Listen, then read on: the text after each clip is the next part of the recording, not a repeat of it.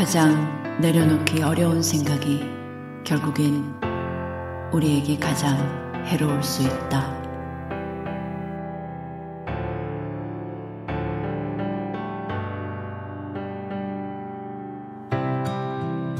마음속에 떠오르는 모든 생각과 감정에 사로잡히지 마십시오.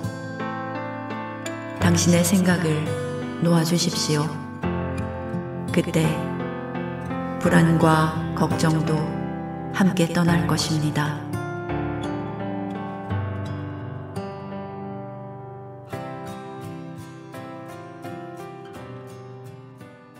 어떤 남자가 산을 오르기 시작했습니다. 절벽은 가팔랐고 비좁은 길은 비에 젖어 미끄러웠습니다.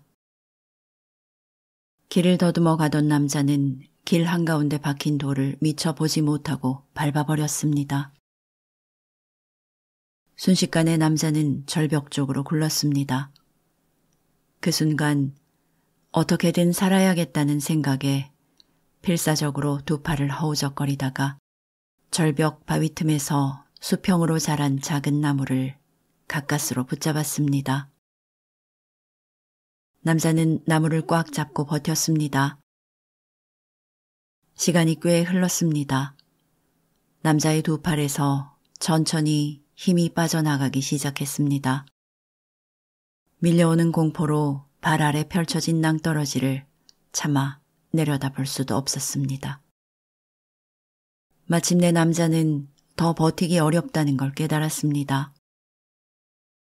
남자는 지금껏 영혼이나 내생에 대해 생각해 본 적이 단 한 번도 없습니다. 막연한 믿음조차 가진 적이 없었죠. 겁이 덜컥 난 남자는 하늘을 쳐다보며 확신 없이 머뭇머뭇 말했습니다. 저기요, 하느님, 내 말 들리세요?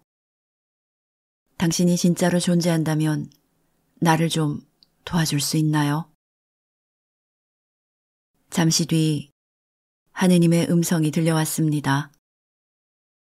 나를 불렀느냐? 너를 도와줄 수 있다만 반드시 내가 하라는 대로 해야 한다.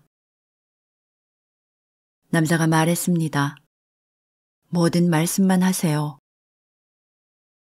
하느님이 답했죠. 진정서 알고 싶거든 손을 놓아라. 남자는 몇 초 동안 생각하더니 다시 말했습니다. 거기 누구 다른 분은 없나요? 어떻게 붙잡은 나뭇가지인데 절대로 그 생명줄을 놓을 수는 없었습니다. 그걸 놓으면 떨어져 죽을 테니까요. 결국 그는 밤새 죽을 힘을 다해 나뭇가지를 붙들고 있었습니다. 긴 어둠이 물러가고 날이 밝았습니다. 그제야 용기를 내어 아래를 내려다본 남자는 기가 막혔습니다. 하느님께서 왜 손을 놓으라고 하셨는지 알았기 때문입니다. 그 말씀을 믿고 손을 놓았다면 그의 두 발은 1미터도 채 되지 않은 땅바닥에 안전하게 닿았을 것입니다.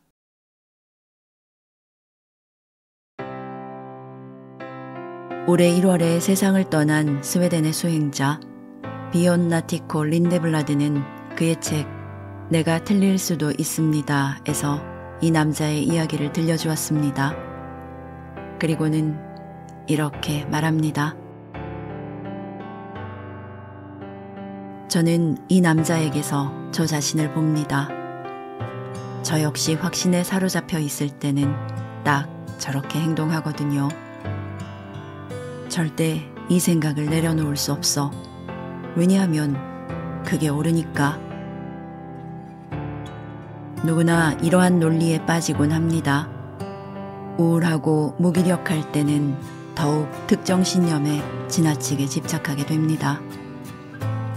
그런 생각이 우리를 얼마나 해칠 수 있는지, 또 해로운 생각을 믿을 때 얼마나 큰 정신적 고통을 자초할 수 있는지 간과하기 쉽습니다.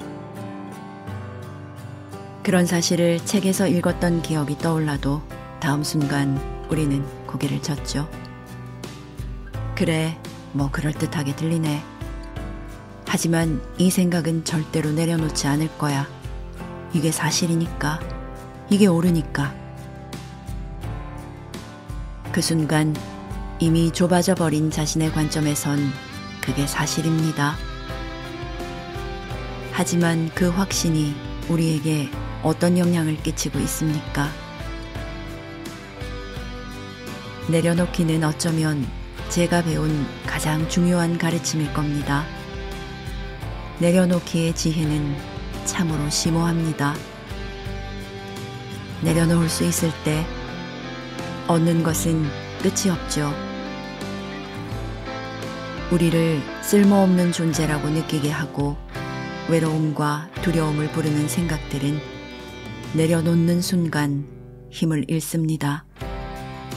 설사 그 생각이 옳다 하더라도요.